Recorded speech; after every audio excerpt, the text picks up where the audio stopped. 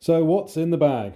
Firstly, get yourself a nice big bag like this. Don't be one of those people who turns up with a Tesco bag with a uniform all crunched up inside it. We don't want to see that.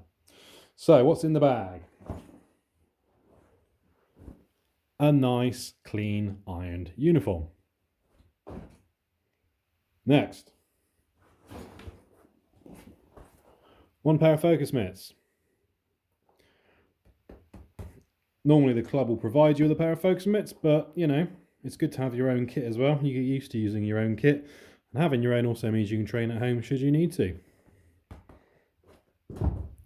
Next,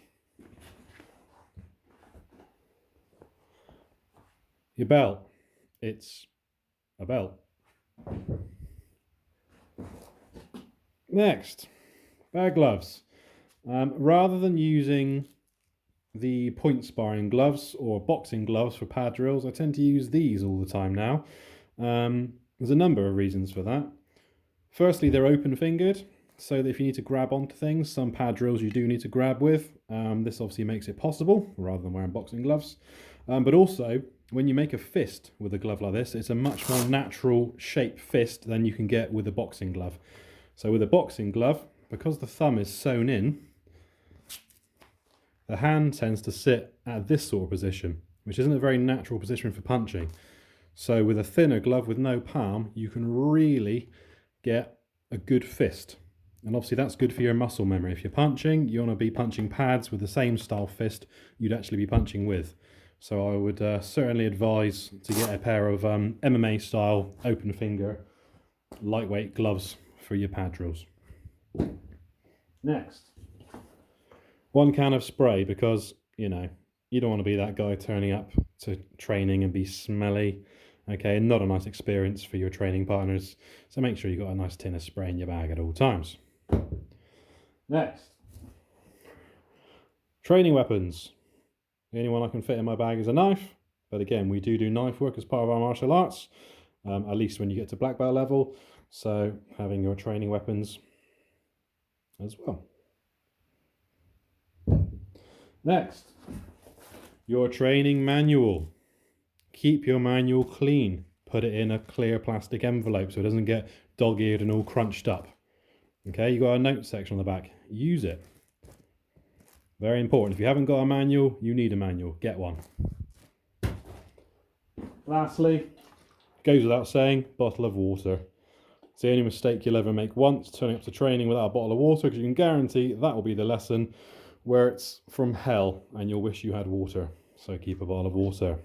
I think that's it. So that's it for the main compartment. What's in the side? So in the side compartment, glove inners. I must admit I don't use these anywhere near as much as I should do, but I'm going to start using them from now on because these are very, very handy. They're simply just an elasticated set of inners you can wear inside your gloves. But the good thing with these is if you wear these when you're holding focus mitts or when you're sparring or whatever it is, these are going to soak up all the sweat. And these can obviously be chucked in the washing machine rather than getting sweat inside the foam on your focus mitts and on your bag gloves. What's next? Ice packs. Luckily I very rarely use them, but I've used them a lot on other people. But again, handy things to get. You can buy them in bulk, a place like Amazon or eBay, and again, a very handy thing to keep in your bag for ankle injuries and knees and that sort of thing. Next, elbow brace. I've got a terrible right elbow, had it hyperextended far too many times, and it isn't very good. So any straps or braces you may need, if you've got any existing injuries, obviously you know what they are, make sure you've got all the equipment to deal with it. Hand wraps. So traditionally for boxing, but I've found these make very, very good supports. So again, if you've got a ankle injury or a wrist injury, these are really, really nice stretchy cotton wraps you can wrap around all your injuries. Again, for only a couple of quid, a very handy thing to have in your bag.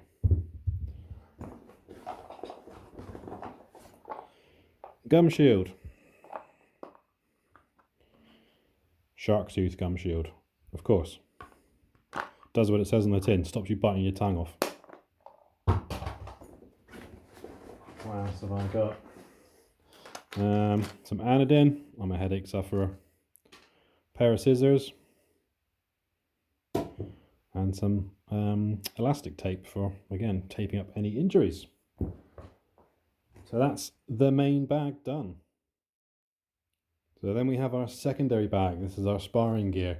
Firstly, again, the bag itself, it's a mesh bag. Get a mesh bag so that your gear can breathe after you've used it. If you go and chuck it into a plastic bag, don't be surprised when you pull it out and it's damp, it's stinking, etc. So get a mesh bag to let it breathe. So in here we have a pair of elbow protectors. Brand new, not used these yet, but very handy for sparring. The amount of times you catch a kick on the elbow and it hurts the person doing the kick more than your elbow. So again, elbow protectors. Also sometimes you just clash when you're sparring, so they should come in very handy. Try them out.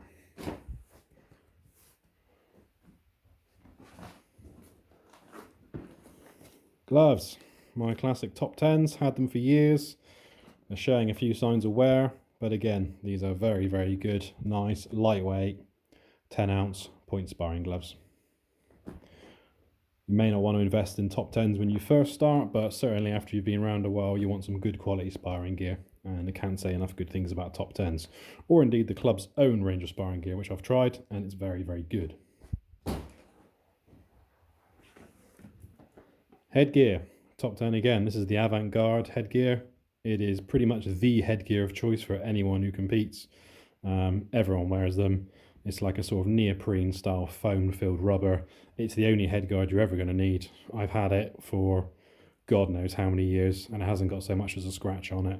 So whilst they're over £100 to get, it's going to last you forever. So get yourself a good quality headguard. It is your brain inside after all.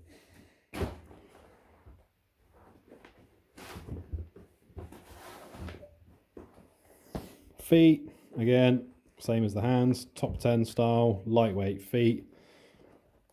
Again, showing lots of signs of wear. They've been around a long time, but they're very, very good, very lightweight, very flexible, and very nice to wear. And finally, something that pretty much never gets worn by me, set of shin pads. Again, had these for God knows how long. Very, very rarely wear them. But if you are one of these people who doesn't like the clash of shins, it's worth getting a pair of shin pads. And that's it.